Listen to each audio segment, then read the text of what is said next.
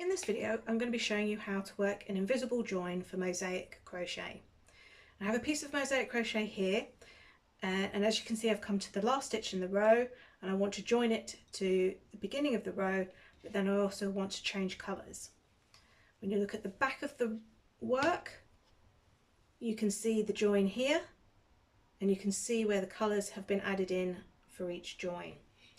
But as you can see, there's only two ends there and two ends there. So this reduces the amount of ends that you have to weave in.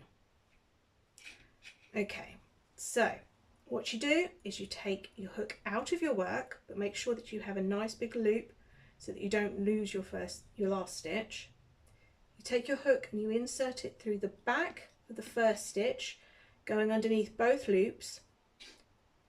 Then you take the loop from your last stitch, hook it over your crochet hook and pull it through. That creates the invisible join. To add in your new colour, first of all we yarn over and pull it through. So as you can see, that will create the next loop on the back. We pull the old working yarn tight and create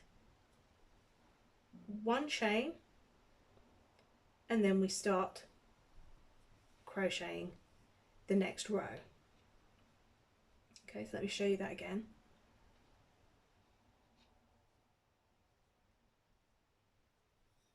So we've created our last stitch, we've pulled up a nice big loop, we take our hook out, insert it through the back, under both loops, take that loop, hook it over your hook